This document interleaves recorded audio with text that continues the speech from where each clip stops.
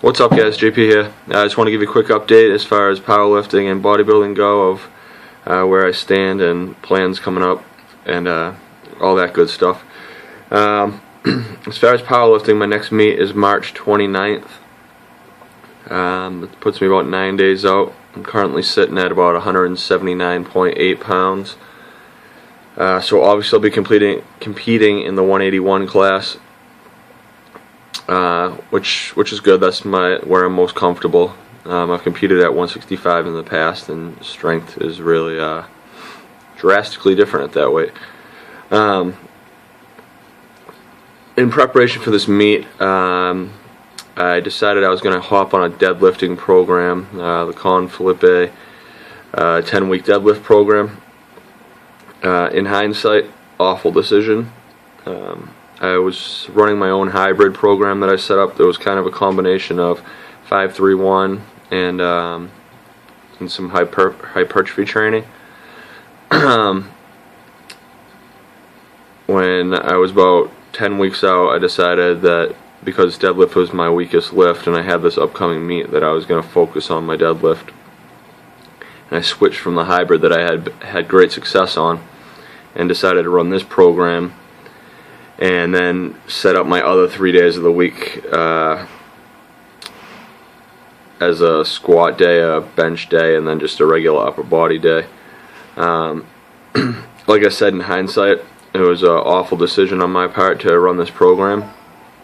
You know, a lot of people just talk about the good stuff. This was definitely a bad decision. I just had week 9, I think, and I finally missed a lift in the program, which is fine. I mean, before I started the program, my PR was 450. I've hit 475 in this program, but I failed 465 for 2 last Sunday, like 4 days ago. I'm not terribly disappointed. That would have been basically a PR for 2, so I'm fine with that. The problem with this is running this program is everything else has suffered as a result. I'm sure I'm going to hit probably a 30 to maybe even a 40-pound deadlift PR at this meet, which is the point of you know, when you run a specified program like this that focuses on one of the main lifts, like small for squat. You know, you're gonna see results. That's pretty much a given.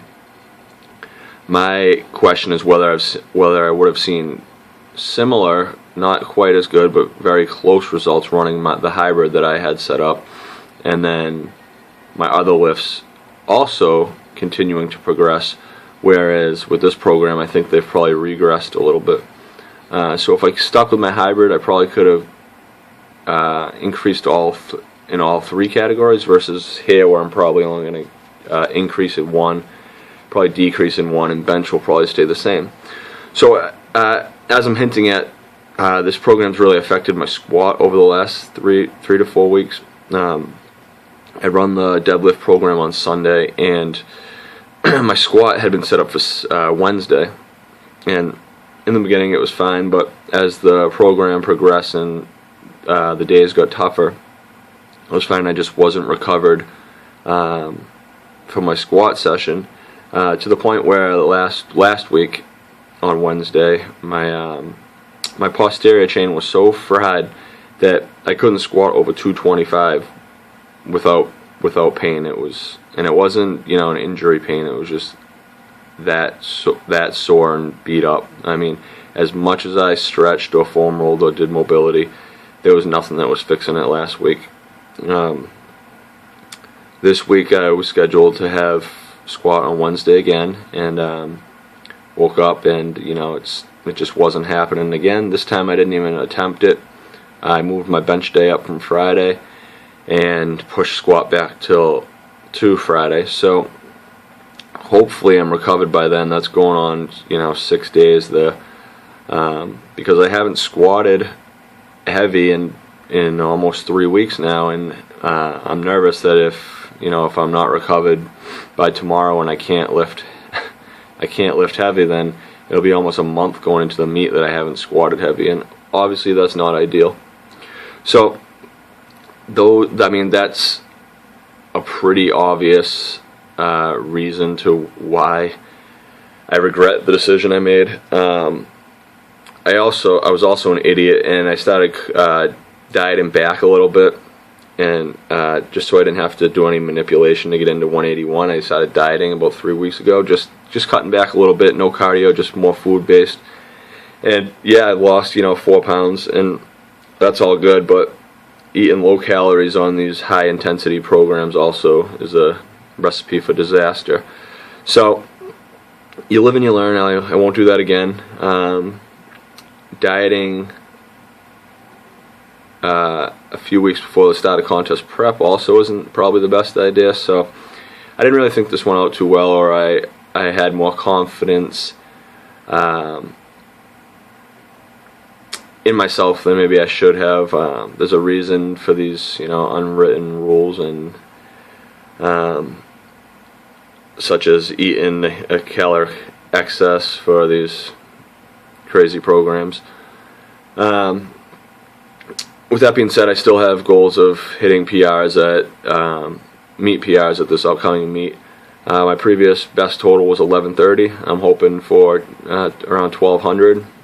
Shooting for a squat in the 415 to 420 range, bench in the 305 to 310, and deadlift in the 475 to 490 range.